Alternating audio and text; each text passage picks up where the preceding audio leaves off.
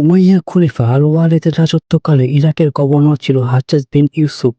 তার শাসনামলে কিছু সংখ্যক আরব বিদ্রোহী অতিষ্ঠ হয়ে সিন্ধুতে গিয়ে আশ্রয় নেয়।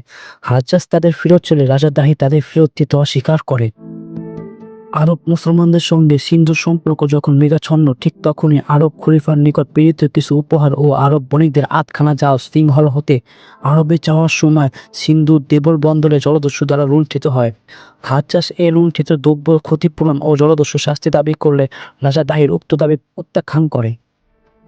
হাজ্জাজ তাকে সমুচিত শায়েস্তা দেওয়ার জন্য প্রথমে ওবায়দুল্লাহ এবং পরে বোদওয়াইলের নেতৃত্বে দুটি অভিযান প্রেরণ করে, কিন্তু প্রাথমিক অভিযানগুলো ব্যর্থ হয়, যার ফলে হাজ্জাজ নিজ জামাতা মুহাম্মদ বিন কাসেমকে সেনাপ্রধান নিযুক্ত করেন। মুহাম্মদ বিন কাসেম হাজ্জাজের নির্দেশে সেনাবাহিনী গঠনে আত্মনিয়োগ করেন এবং অতি অল্প সময়ের মধ্যে একটি বাহিনী প্রস্তুত করে ফেলে। 712 খ্রিস্টাব্দে কাসেম মিকরানে পৌঁছালে দাহিরের অত্যাচারে নিপীড়িত জাট ও মেহরন সৈন্য কাসেমের সেনাবাহিনীতে যোগদান করেন। ইতিমধ্যে সমুদ্রপথে অস্ত্রশস্ত্র ও সৈন্য-সামর্থ্য পৌঁছালে কাসেমের শক্তি বৃদ্ধি পায়।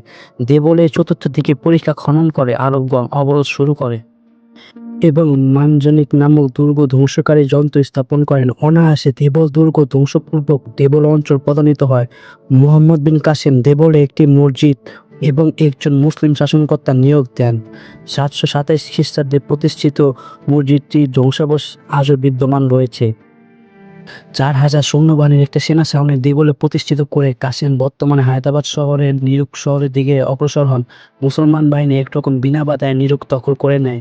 অতঃপর আরো ক্ষুদ্র ক্ষুদ্র শহর তারা দখল করতে থাকে। মুসলিম বাহিনী লাহোরে তাহিরে বিপুল পরিমাণ সৈন্যবাহিনীর মোকাবেলা করে। তুমুল যুদ্ধে চলাকালীন হঠাৎ করে যুদ্ধ পরিচালনারত অবস্থায় তাহিরের হাওদায় প্রজ্বলিত তীর নিক্ষিপ্ত হলে দাহির ধরাশয়ী এবং তরবারির আঘাত দ্বারা নিহত হন। আরবদের ক্ষিপ্ত আক্রমণের কারণে দুর্গ ধ্বংসপ্রাপ্ত হয়ে যায় এবং রানী ও তার দাসীগণ জ্বলন্ত অগ্নিকুণ্ডে আত্মহত্যা করে। 713 খ্রিস্টাব্দে মুসলিমদের অধীনে আসলে সিন্ধু অভিযান পরিসমাপ্তি ঘটে। 2 মাস অবরোধের পর স্থানীয় শেঠ, জাট ও হিন্দু বৎসগণ মুসলিম শাসন মেনে নেয়।